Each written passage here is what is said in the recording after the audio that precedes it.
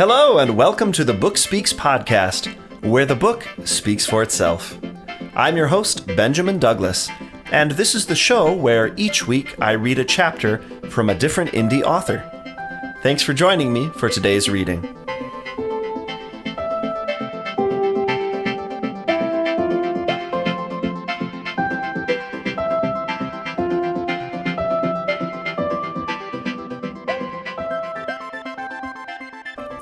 Hey, happy Friday, everybody. Thanks for joining me today on September 22nd of 2017 for another episode of the Book Speaks podcast, where the book speaks for itself. As always, I'm your host, Benjamin Douglas, and this is episode number 28. So we're chugging right along, and today I am bringing you a reading from an epic fantasy by indie author Ryan W. Mueller. The book is Empire of Chains. This is the first in series for his World in Chains, and I'm very excited about this reading today because Ryan, like myself, is a first-time self-published author this year, 2017. Woo! So shout out to the class of 2017. In fact, I want to say I actually encountered Ryan first on Kboards in a thread I had begun asking authors who first self-published in 2017 to reach out in that thread, identify themselves, tell us all a little bit about themselves so that we could build sort of a little network, the class of 2017. If you identify with that, or if you're just curious and like to see that, go to the show notes, http://thebookspeakspodcast.wordpress.com, and I'm going to drop a link to that Kboards thread, the class of 2017, in the show notes. So Ryan first published Empire of Chains from his World in Chains series this year, but he is chugging right along. In fact, I want to announce on his behalf that the next book in the series, Book 2, is slated to come out this October, so still here in 2017, and then he's got another first-in-series for a whole new series called Sunweaver that he's planning on releasing in December. So he's a busy boy because these are fantasy titles. These are not quite the same length as my little action-adventure, sort of Firefly-esque campy sci-fis. So good for you, Ryan. I'm going to go ahead now and read Ryan's Amazon author bio. Ryan W. Mueller is an author of fantasy and science fiction for all ages. He enjoys talking about himself in the third person. Who doesn't? Currently, he has written all 4 books of the World in Chains series, with the first, Empire of Chains, scheduled for release on June 30th, 2017, and the next 3 to follow over the course of the next year. He's a big fan of Brandon Sanderson, Brent Weeks, Jim Butcher, and many other fantasy authors. He first decided he wanted to be a writer at the age of 11 after he started reading Harry Potter. Between that and Super Nintendo RPGs, he was pretty much destined, or perhaps doomed, to become a fantasy writer, though he does like to branch out to science fiction occasionally. His fantasy is classic fantasy with modern twists. That is, you'll see a lot of familiar tropes, but he tries to put his own spin on them, hopefully with some success. For him, part of the joy of fantasy is the tropes, and as TV tropes would tell you, there is nothing wrong with tropes. It's all a matter of how you use them. He enjoys connecting with readers and other writers. You can find him on Facebook as Ryan W. Mueller, on Twitter as @RW_M Mueller, and on various fantasy forums including Fantasy Fiction, SFF World, and Best Fantasy Books. If you wish to join Ryan's mailing list, please visit his site, ryanmueller.com. Very nice. And as always, I'll leave a link to Ryan's website and his Amazon author page in the show notes as well. Good. So lovely, lovely bio. Lovely plan by Ryan. I really admire how he's already written every book in his Empire in Chains series before he has begun to release them. And if you go to the show notes and you click over to his page or his Amazon page, you're going to see that these covers are really slick. There's some really good branding going on. So he seems to know what he's doing in that regard. He's taken all the good advice. He's putting it to use. I'm really kind of excited to see how the series does, especially once more of the books are out. Little bit of defending of use of tropes there in Ryan's bio as well, and I'll jump on that bandwagon. You know, I've heard advice on the Science Fiction and Fantasy Marketing Podcast, my favorite show, the one I listen to every week.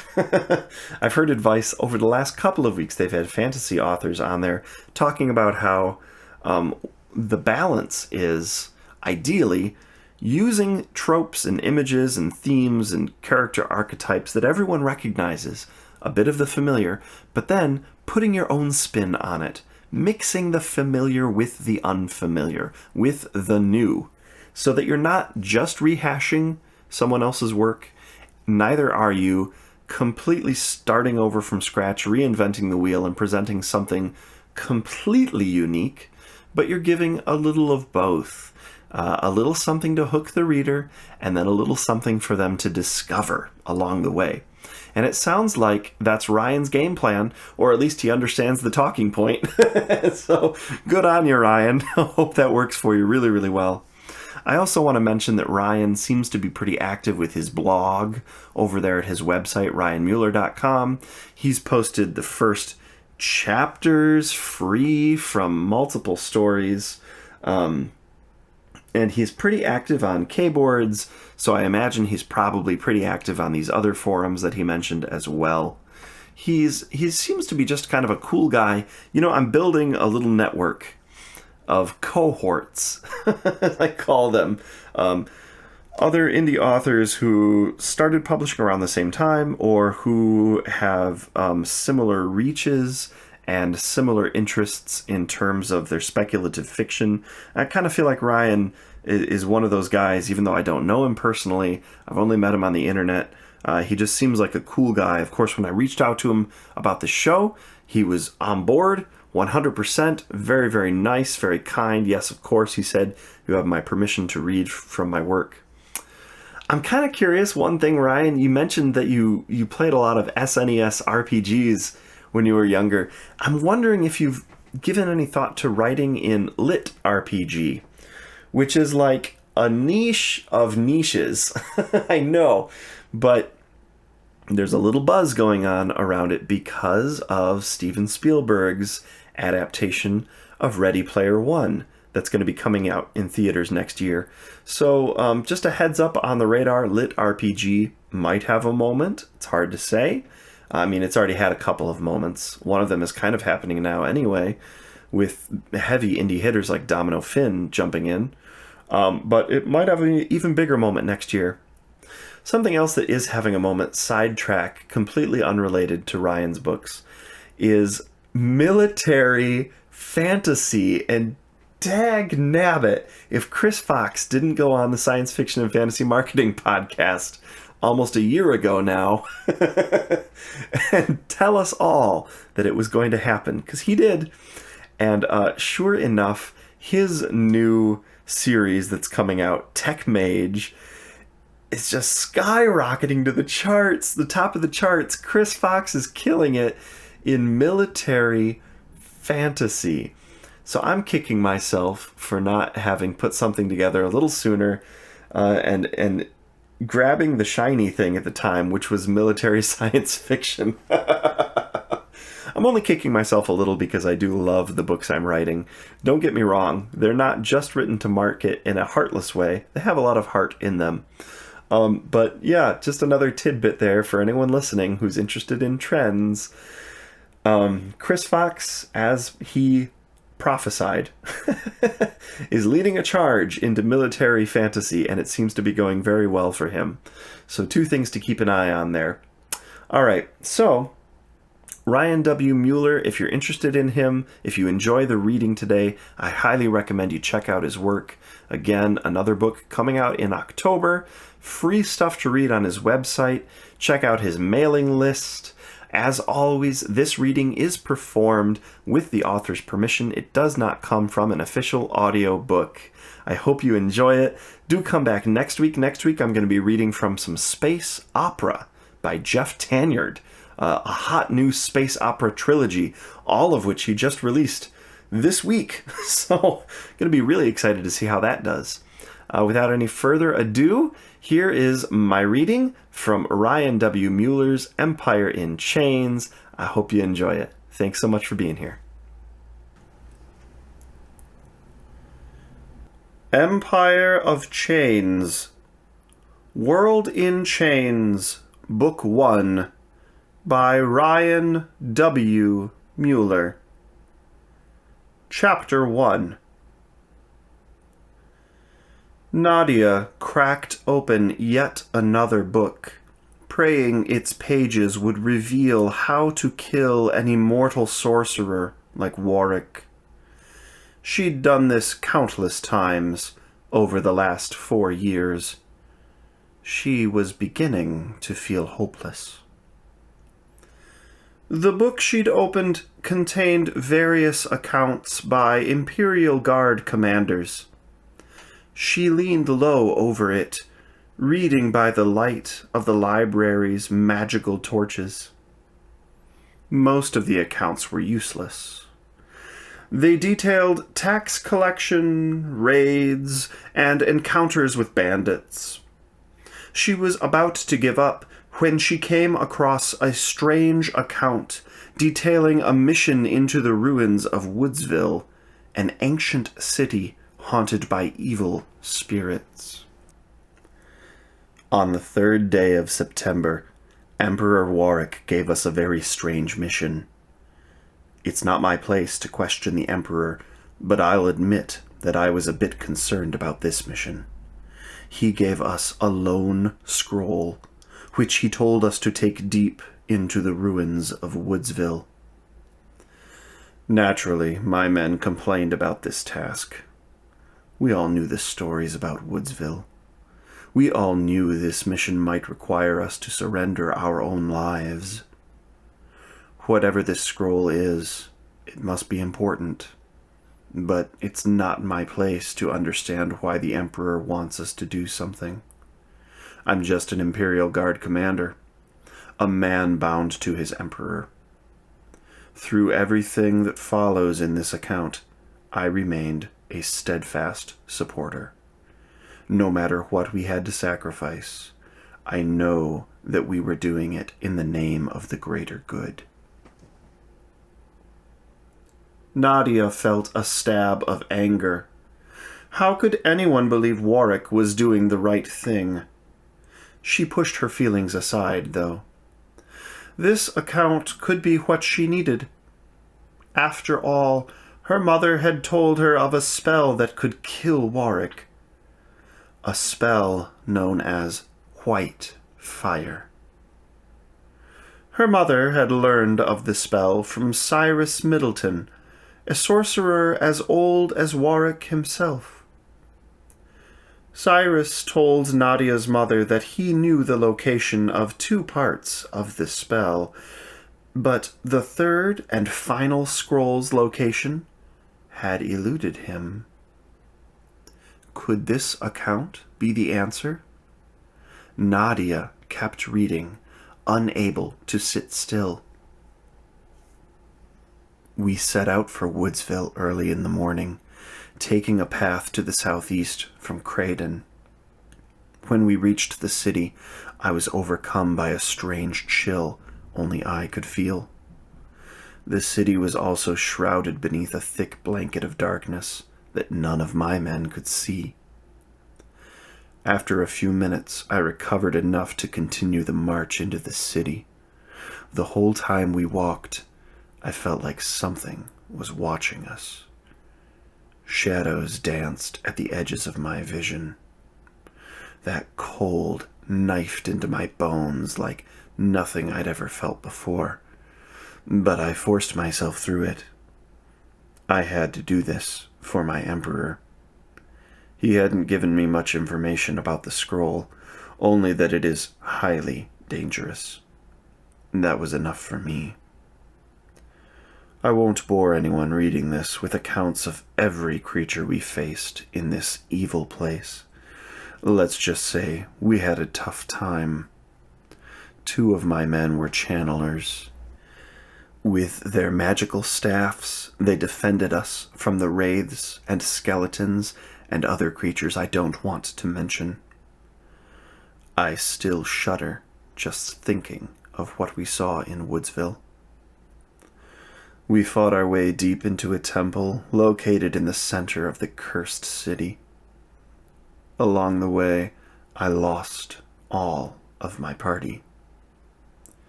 I survived through a strange ability to sense the evil in this place, which allowed me to avoid the worst of it. I placed the scroll deep within the temple, praying I'd done enough to keep it hidden from those who might use it against the Empire. I made it out, but I'm not the same man I used to be. My faith in Emperor Warwick remains. I've seen all the good he can do. And now I've seen the horrors that existed before Emperor Warwick, the horrors he protects us from. Without him, the creatures in a place like this would run free. They would terrorize everybody, as the Emperor tells us they have throughout the rest of the world. It is my deepest fear that someone will find this scroll. Emperor Warwick will take this account into his protection, where he can protect it from prying eyes. There are times when I wonder why he asked me to write it, but again, it is not my place to question the Emperor. I am his servant, always. Nadia couldn't believe what she'd read. She'd found the answer she needed, and she didn't care how dangerous Woodsville was. But how had this account come to be in her library? She'd been through everything on the shelf where she'd found it. Had someone placed it there so she would find it now? Whatever the case, she couldn't ignore this new information. Later that day, Nadia met her friend Kara for sword training. But first, Nadia had to tell Kara about this new information. Kara had always been skeptical of Nadia's mission, but Kara couldn't ignore such compelling evidence, could she? They sat in a secluded corner of the vast library. Nadia flinched every time she heard a noise. Some in the castle, including her father, did not support her mission. Once Nadia finished recounting her discovery, Kara said, "I know you want this to be true, but you don't know for certain that there's a connection between White Fire and this account." "I suppose not, but you have to admit it's too much to be coincidence." "You're talking about a very dangerous mission," Kara said. "Of course it's dangerous. We're talking about killing Warwick." "Let's just say you're right about this scroll. How do you think you'll find it? That account you read told of channelers, people with magic, and even with magic on their side, only one person made it out alive. Do you really want to go against such odds?" Nadia took deep breaths, holding in her anger. Kara was only acting as the voice of reason, as she always did, and she didn't deserve Nadia's anger. You don't understand, Nadia said. I don't care about the risks. At least I'll die trying to make a difference. That's more than the Order can say. Kara looked away, as though she couldn't deny the truth in Nadia's words. I don't want to see you die, Nadia. You're my closest friend. You're like a sister to me. Believe me, I want Warwick dead, too. But we can't rush blindly into a foolish quest like this. Then what do you propose we do? We have time to come up with a plan. The Order knows that staffs like these exist. They're usually protected by Imperial guards. Some Imperial guards even carry them. If we can find one of these staffs, then maybe we'll have a chance in Woodsville. Nadia's chest felt lighter. Then you actually think I'm right? I don't know, but maybe we need to take more drastic action. I'll talk to Arik and Ander, and we'll see what we can do. Nadia wrapped Kara in a tight embrace. Thank you. Whatever differences they had, Kara would always stand by her side in the end. They decided they wouldn't practice their swordplay. Instead, Kara went back to the city, leaving Nadia alone with her thoughts.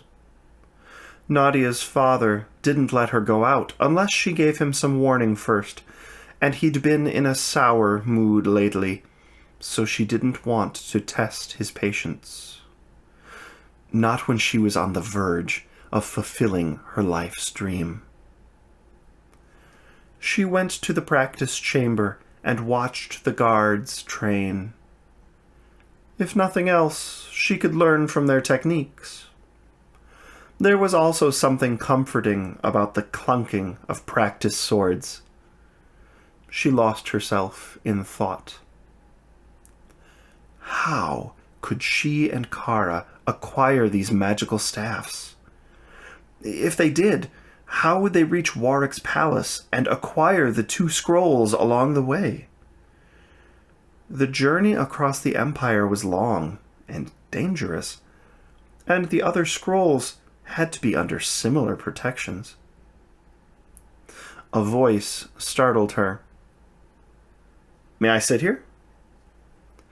It was Varric, one of the castle guards. Of course. He sat beside her, running a hand through his dark beard. I recognize the look in your eyes, Nadia. You're thinking about killing Warwick again. But there's actually a chance now. Really? She related her discovery and her subsequent conversation with Kara. As she talked, she tried to gauge his reaction, but he'd always had a strong poker face. I'll admit that there's some promise in this plan of yours, he said, but I'm still not so sure. I mean, if Warwick could be killed, wouldn't someone have done it by now? Not without white fire. It's the only thing that can kill him. Well, other than real magic, but we won't find any of that here in the Empire. Not with Warwick in charge. But what makes you think you're the person to kill him? Varric asked. This spell won't protect you from his magic. It won't keep Imperial guards from killing you. It won't get you through the Plane of Storms or any of the other regions Warwick created to torment us. I know that, but I'm prepared to face those risks. I swore an oath to protect your family, Varric said, and I intend to stand by that oath, even if it means protecting you from yourself. You're going down a dangerous road. She took a deep breath, reining in her temper. Maybe you're right. but she didn't believe that. At the moment, however, she was in no mood to argue, not with one of her few friends. 4 years ago, Varric had been the guard at her door. After her mother's death, she refused to come out of her room. She didn't talk to anyone. Only Varric managed to get through the barriers she'd erected. He stood outside her door, talking to her for hours, even though she never responded. Eventually, she let him in, and he helped her through the pain, helped her to understand her father's betrayal, at least a little bit. Varric's voice startled Nadia out of thought. "You don't believe a word I'm saying, do you? Am I really that transparent?" "I know you too well, Nadia. You're a smart young woman, no one will deny that, but you have to stop letting your anger consume you. It blinds you to the truth of things. Warwick is as close to all-powerful as a man can be. Even if you somehow find this spell you've told me about, do you really think you'll surprise him?" "I don't know, but I have to try. For my mother." "She wouldn't want you to die," Varric said. "You don't know that. I was close to my mother. I know what she'd want. Varric's death was her life's ambition. Do you really think she'd want me to abandon that?" "You're also her daughter," Varric said. "Don't you think that means something?" "Yes, but Warwick's death is more important." She ran a hand through her brown hair. "Look, I understand how much you care about me. In the time since my father betrayed us, you've been more like a father than he could ever hope to be. But you're wrong about this." "Tell me why I'm wrong." "Logically, I don't care how you feel about things." Nadia tried to think of the right words. "I'm doing this for everyone. It isn't just for me." "A lot of people are happy with Warwick's rule. Hell, a lot of my comrades are only here because they weren't talented enough to be Imperial Guards. Even if you did kill Warwick, do you really think you'd make the world a perfect place?" "There's no such thing as perfection," Nadia said, growing irritated. "But I can make a better world. A world without Imperial Guards. A world where we can travel freely. Where we don't have to live in fear of Warwick's magic. And what happens when we lose the order Warwick has established? How many people will hate you because you killed the man giving them a stable life?" "I don't understand," Nadia said. "You're part of the Order. You're fighting against Warwick." "I'm fighting for the people. I accepted long ago that fighting against Warwick is pointless." "Then you've accepted defeat?" Nadia said. "Maybe I have." He rose from the bench, his chainmail rattling, then resumed practicing with the other guards. She watched him for a minute or two before placing her sword on the rack and leaving the chamber. As she walked up the spiral staircase leading to her room, she thought again of her mother. The execution came back in a rush, like fire sweeping across dry vegetation. She stopped on the stairs, willing herself not to cry. No one would blame her, but that didn't matter. As long as she pretended she was strong, as long as she maintained a perfect stone mask, she could fool even herself. Once she composed herself, she walked the rest of the way to her room. "Is everything all right?" asked Len, the guard at her door. He was 3 years older than Nadia, with a few wisps of beard the other guards mocked. She considered him a friend, and possibly more than a friend, so she liked to tease him. Not today, though. "Don't worry about me." "You sure?" She nodded and entered her room, avoiding his concerned gaze. Then she knocked on the wood door to an adjoining room. Her maidservant, Avia, answered the knock. "What do you need, my lady?" Avia asked. Her expression was kind, as always. "I would like you to prepare a bath for me," Nadia said, forcing a smile. "A cool bath. It's very warm today." "Of course, my lady."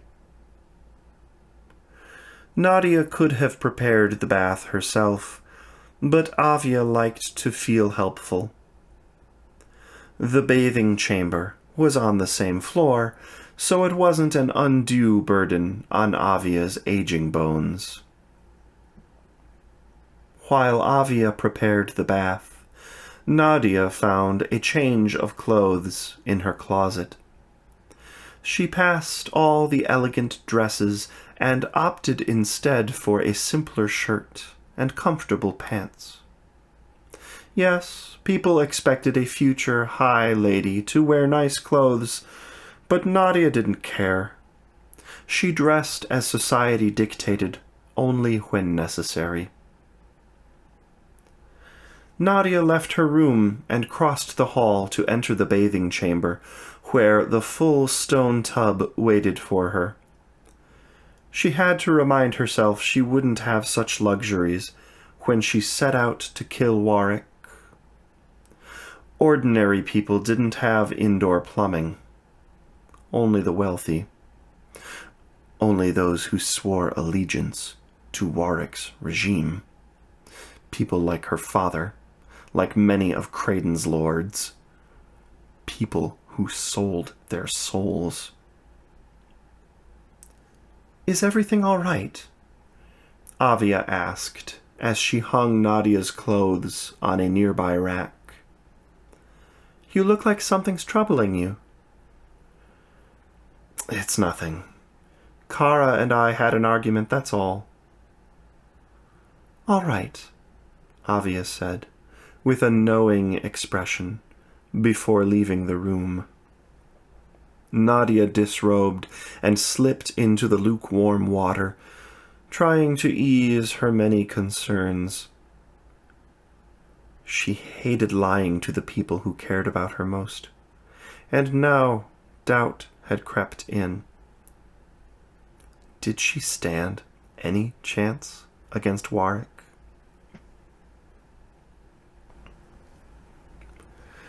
Darian Warwick leaned on the table where he read the webs of fate. For 4 years now, there'd been little to control, but he'd remained vigilant, and now the time had come. He'd left Nadia a trail of clues that would lead her to White Fire, and eventually to him, or so he hoped. The strands within those webs left many things to chance. There were countless places where Nadia could meet with an untimely end. Some he could prevent. Others he could only hope Nadia would survive on her own talents. Talents he had instilled in her, indirectly. He massaged his temples, trying to relieve the headache he always got when he read the webs for too long, or when he tried to peer too far into the future. Or when he looked upon the dark strands, as he'd come to call them. There his visions failed him, and it angered him to no end. Most of these dark strands related directly to him. why could he not see his own future? He had rarely encountered dark strands concerning anyone else. Was something or someone out there hiding the future from him? No, that's a worry for another time, he told himself, before turning his gaze back to Nadia. She had rough times ahead of her. Every reading of the webs showed countless dangers in her path. Darian would have loved to find another way, but none existed. For the moment, he needed to keep her alive. Amazing how easy it was to kill someone. Much easier than keeping a person alive.